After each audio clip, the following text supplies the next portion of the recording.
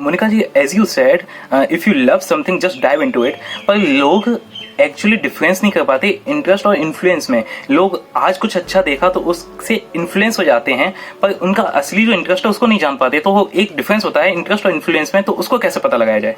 Exactly. सो सी, ये तो ना आपको चेक करना होगा कि क्या चीज एक्चुअली में क्या है। कुछ काम ऐसे होते हैं जो कि हम ना बिना किसी रुकावट के कर लेते हैं। कुछ भी मतलब चाहे जितनी मर्जी रुकावट भी आए, मम्मी चिल्ला रही है फिर भी हम गेम खेले जा रहे हैं, है ना, डैडी चिल्ला रहे हैं फिर भी हम गेम खेले जा रहे हैं, पड़ोसी अड़ोसी चिल्ला रहे हैं, शोर मचा रहे हैं, भैया नीचे सब्जी बेच रहे हैं, हेलो भिंडी ले लो, रो ले लो, मतलब कितना सारा शोर नॉइजेस आ रही है, लेकिन आप फिर भी गेम खेलते जा रहे हैं। अब आप ऐसा क्यों कर पा रहे हैं? क्योंकि आपका उसमें इंटरेस्ट आ रहा है ना। और आप हर रोज सुबह उठ जाते हैं और आप हर रोज सुबह उठ जाते हैं, बिस्तर छोड़ते हैं, कहते हैं ओ माय गॉड, आज तो मुझे ये वाला पड़ाव पूरा करना है अपना गेम में, क्योंकि मैं अपने लास्ट टाइम मैंने जो कल खेला था एक पड़ाव पूरा कर लिया था। जो भी आपके गेम्स में आजकल हम देखते हैं ना, बहुत सारे पबजी चलते रहते हैं, देखा ही होगा। तो उसमें एक एक करके आपको एक एक पड़ाव मिलते हैं कि आज ये वाला पड़ाव पूरा करना है, कल ये वाला पड़ाव पूरा करना है, परसों ये वाला। तो वो एक्साइटमेंट होता है, सुबह बिस्तर छोड़ा नहीं कि आपको लगा कि यार आज फिर से मुझे ना वो वाला पड़ाव पूरा करना है। कल तो मैंने ये वाला कर लिया है 21, आज मैं 22 वाला पड़ाव पूरा करूंगा। तो वो जो इंटरेस्ट होता है ना, वो इंटरेस्ट आपको देखना पड़ेगा कि किस चीज में आपको इस तरीके का इंटरेस्ट आ रहा है। लोगों को गेम में आता है इस तरीके का इंटरेस्ट, जो हमारी नॉर्मल जनरेशन है, लाइक जो हमारे टीनेजर्स हैं 16 to 20 ईयर की जितनी भी यंग जनरेशन है, they are like into all the time games और इन द इंटरनेट। तो वो उनको वो जो उनका माइंड है, जो उनका ब्रेन है, एक्चुअली वो एड्रेनल रिलीज कर रहा है उनके ब्रेन में, जो कि उनको वो एक्साइटमेंट देता है, जिसकी वजह से वो लगातार वो काम करते रहते हैं। तो ऐसा नहीं कि गेम ही एड्रेनल का रिलीज कर रहा है आपके ब्रेन में, बल्कि ये सेम इफेक्ट जो है ना, जब आपको किसी काम में मन लगने लगता है ना, उस काम में ये एड्रेनल रिलीज होता रहता है। और चाहे आप डॉक्टरी कर रहे हो, या फिर चाहे आप इंजीनियरिंग कर रहे हो, या फिर चाहे आप IPS UPS के एग्जाम्स फाइट कर रहे हो, तो ये सेम तरीके का एक्साइटमेंट आने लगता है। चाहे मम्मी चिल्ला रहे हैं, चाहे पापा चिल्ला रहे हैं, चाहे मोहल्ले वाले चिल्ला रहे हैं, कितना भी शोर मच रहा है, भाई बहन चिल्ला रहे हैं, आपको कुछ फर्क नहीं पड़ता है। You are so focused in your thing and you are continuously studying or you are continuously doing your kind of thing।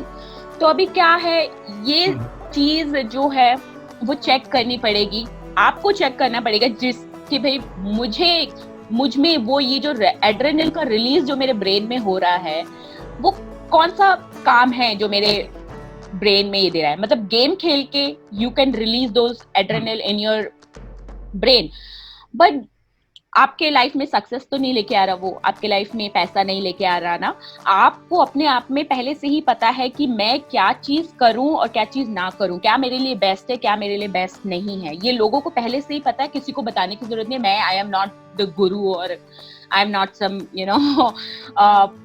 whatever teacher, I am just a friend, okay, I am just a guide, I just guide people, otherwise you already knows the answer of your question।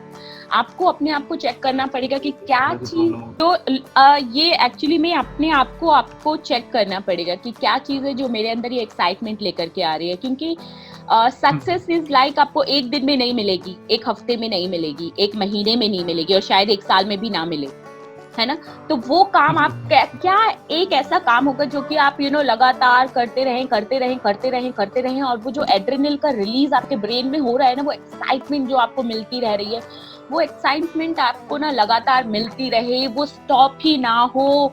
चाहे आप एक पड़ाव पूरा कर लें, चाहे 2, चाहे 3, चाहे 5, और आप इतने पड़ाव पूरा कर लेंगे, वो जब आपको एक्साइटमेंट मिल जाएगी। So you have to check that thing in yourself, deep in yourself, that what exactly is making you happy. Is it cooking? Is it making something? Is it creating something? Is it helping people? So you have to check that. और उसके लिए और एक सवाल अपने आप से पूछना होगा कि 80 साल का जब मैं हो जाऊंगा, when I will be 80 year old, तो एक कोई ऐसा काम क्या होगा जो मैं एक्चुअली रिग्रेट करूंगा ना करना। और जहां आपने अपने आप से ये सवाल पूछा ना, सही। और जहां आपने अपने आप से ये सवाल पूछा ना कि 80 साल का होने के बाद में क्या एक ऐसा काम होगा जो मैं रिग्रेट करूंगा कि यार मैंने जिंदगी में ये काम नहीं किया, then actually you know that energy will come into your body and you will feel कि okay, this is something I really want to do, this is my passion, this is my purpose and I really want to do this। और फिर उसके बाद क्या होगा, you'll just keep everything aside and you will start working on it। So just ask yourself, what is that? Monika जी काफ़ी अच्छा बताया आपने इंटरेस्ट के बारे में। मुझे अभी याद आया कि आपने एक वीडियो बनाई थी इकिगाई के ऊपर, तो मैं आपसे ये जानना चाहता था कि जो इकिगाई के थ्रू अपना पैशन जानने का जो तरीका है, क्या वो हर बार काम करता है या फिर कुछ परसेंटेज लोगों पर ही काम करता है? तो क्या चाहिए, 100% काम करेगा या कुछ परसेंटेज लोगों पर ही काम करेगा? इस पर जगह बताइए आप। ये हर बार काम करेगा और हर किसी के लिए काम करेगा। इकिगाई इज द कॉन्सेप्ट जो कि बहुत ही एंशिएंट पीरियड से चला हुआ आ रहा है, okay, and this came from Japan actually. मुझे अभी भी नहीं पता कि who actually made this Ikigai concept, लेकिन ये जापान में बहुत फेमस है ये कॉन्सेप्ट। और हम जैसे कि देखते हैं जापान के लोग you know they work like a machine.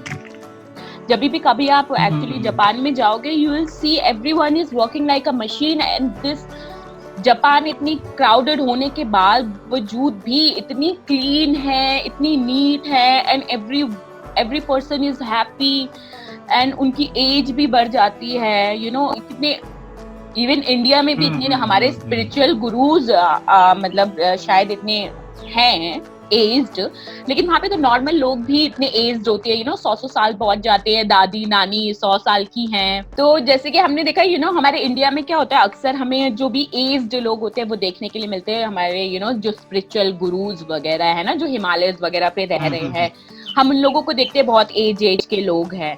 लेकिन जापान में ना नॉर्मल लोग जो हैं वो भी बहुत ही एज के, मतलब कि शायद मेरी दादी नानी है पड़ोस वाली और वो 150 साल की या 130 या 120 साल की है। हमारा स्ट्रेस होता है, जो हमारी टेंशन होती है, एक्चुअली जो भी हमारी ना सेल्स होती है बॉडी की, वो बॉडी की सेल्स को खत्म करने लगती है। जो भी हीलिंग पावर होती है हमारी बॉडी की, या फिर जो हमारा इम्यून सिस्टम होता है, जो हमारी बॉडी को ना बरकरार रखता है जिंदा रहने के लिए, तो स्ट्रेस और टेंशन से ना ये सारी सेल्स ना मर जाती है बेचारी, और हमारा इम्यून सिस्टम खराब हो जाता है।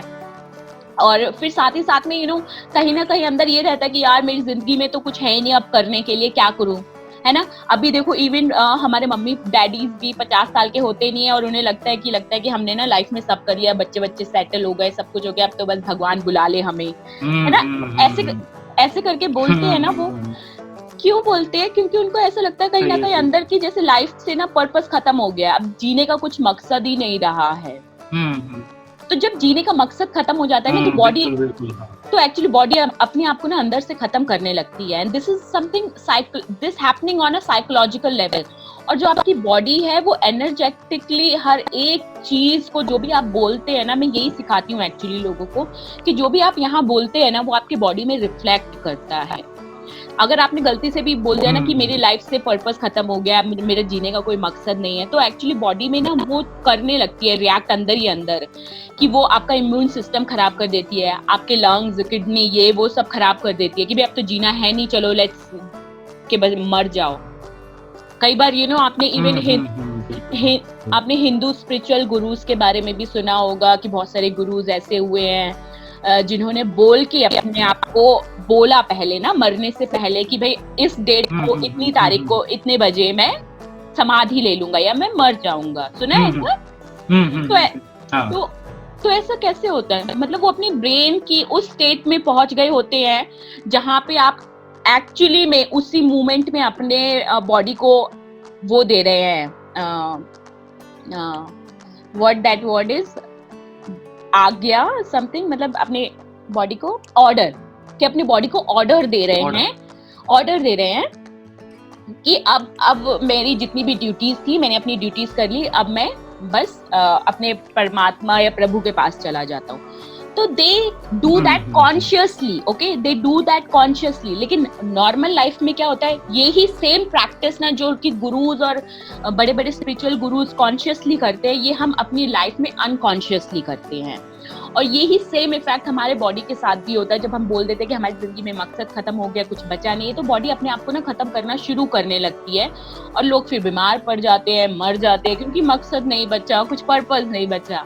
तो इकिगाई इज समथिंग जो कि एक्चुअली में आपकी लाइफ में ना आपको पर्पस देती है, मकसद देती है, जीने का मकसद देती है कि भाई हाँ ठीक है, चलो सो व्हाट, अगर मैं 80 ईयर का हो गया, अभी भी बहुत कुछ है दुनिया में करने के लिए, अभी भी एक्सपेंड करने के लिए काफी कुछ है, सीखने के लिए बहुत कुछ है, लोगों को सिखाने के लिए बहुत कुछ है। तो जब आपके पास में एक मकसद होता है ना, you automatically feel that energy in your self.